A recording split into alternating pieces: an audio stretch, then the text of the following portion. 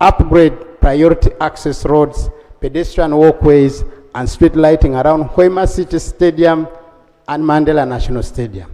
Government is implementing a number of strategic road projects aimed at improving access to AFCON 2027 competition and training venues, while also easing traffic flow within the host cities. The works cover Jokas, Uganda Christianity University Road, 13.2 kilometers. This road is going to be completed and worked on, and that helps us ease traffic on the main Ginger Highway. And Honorable Namboze is nodding. I think let's clap for government for that.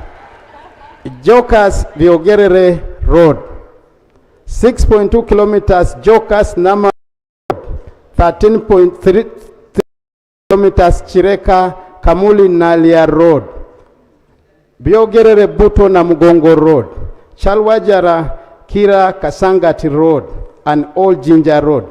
The project also includes improvements to Kireka and Chalwajara Junction, as well as road linkages to the northern bypass through Agenda and Chiwatule, as well as roads to Hoima City Stadium.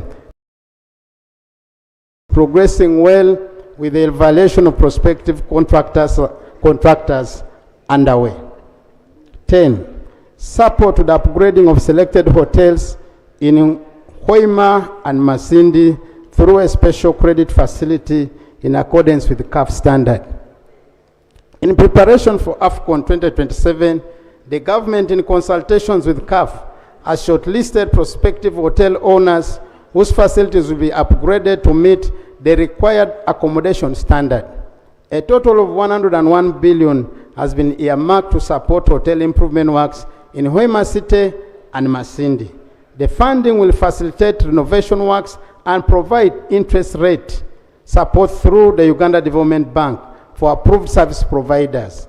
Regarding the proposed new hotel at Kabalega International Airport, a number of developers have expressed interest, and the evaluation of bids is scheduled to commence on Thursday this week. Right Honorable Speaker and colleagues, as of this morning, the Right Honorable Prime Minister chaired a meeting between the hotel owners and Uganda Development Bank to agree on the modalities regarding the timeline for the line of credit versus the position the ministry and the bank have given, Ministry of Finance and the bank has given.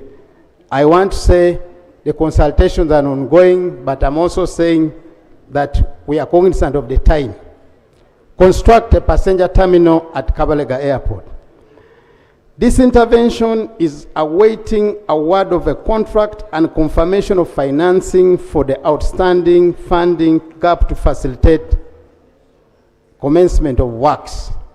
Government earmarked 185 billion for that project to have a terminal in Kabalega Airport in Hoima. Upgrade designated health facility in Hoima, Masindi, Seruka to provide intensive care, accident and emergency.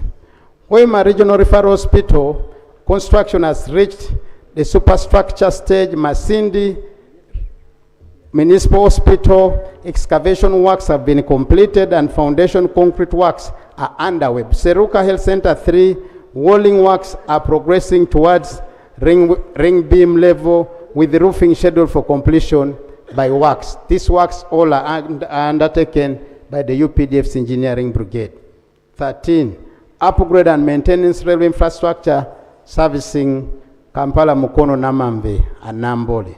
Construction of a passenger boarding and drop-off station at Kampala, Nambole, Namamve, and Mukono, and refurbishment and refitting or retrofitting of locomotives to support passenger transport during AFCON. Deploy improved ICT infrastructure at airport, hotel, stadia, training facilities, and hospital supporting the tournament. Installation of the Wi-Fi and CCTV systems at Mandela National Stadium, Hoima City Stadium, Akibwa, 8 training facilities across Kampala, Hoima, Masindi, Gulu, and Lira, selected hospital, tourism sites, and Kafakret hotels in Kampala are ongoing. Right Honorable Speaker, I wish to assure this House that the government remains fully committed to delivering a successful AFCON 2027, we will continue to work closely with all stakeholders to ensure that the required infrastructure, services, and support system are completed within the agreed timelines. As preparations progress, government will keep this House regularly informed on implementation progress, key milestones achieved, and any emerging issues requiring attention. Before I sum up, Right Honourable Speaker, allow me again say, Akibwa Olympic Stadium is a backup stadium, 65% as of now work done, ready to be completed by 31st December 2026.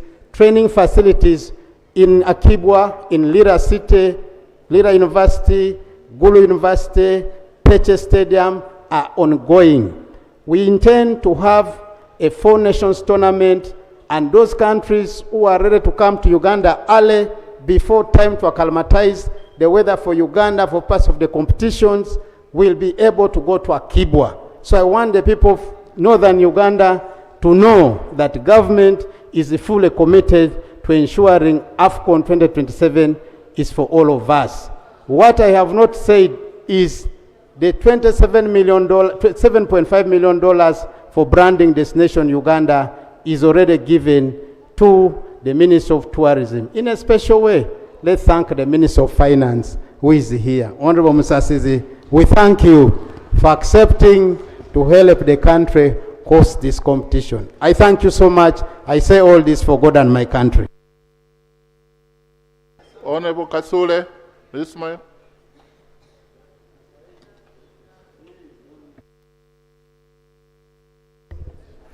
Thank you very much, Right Honourable Speaker. I'd like to thank the Minister for this statement, but also because my question actually really, I was really concerned about those non-football related infrastructure, and indeed you have highlighted many of them, like we've been reading. But also, Right Honourable Speaker, there is a very big gap between these ministries and also the Ministry of Sports and Education with the local leadership. When you go back, and it's not clear even on the roads that are going to be worked on in Hoima City, because he has brought it as a whole, but in Nambole and the Namave, he has highlighted clearly the roads that are going to be worked on. But when you look at Hoima City, it's not very clear. Last week we had a roads committee, and even the members in the roads committee, even the engineer of the city, they are not very certain about which roads are going to be worked on. The population has different information. There is a very big gap between the local organizing committee and the local leaders from Hoima City. Honorable member, stick to your point. What you raised, was it answered?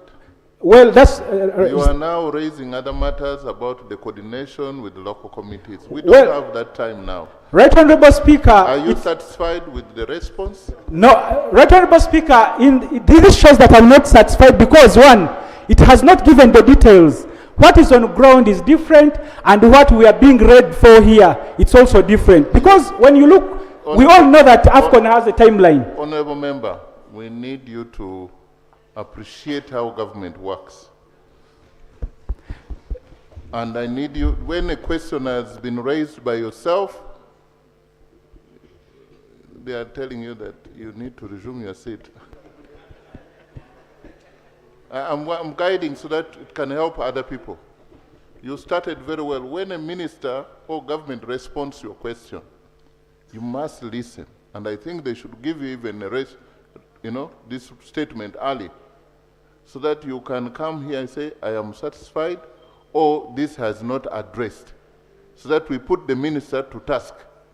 But when the minister has answered and you say, but also you have not told us about the roads in Hoima, you know, those are, please, can you answer whether this satisfies you or not? Thank you very much, Right Honourable Speaker, for that guidance. Of course, back to my question, it was about the infrastructure, the non-football related infrastructure development projects that are ongoing. And in the statements of the minister, really some have been answered and some have not been answered. Like you've guided that, well, government, that's how it operates. My fear was about the time frame, because we all know, because today I had the Prime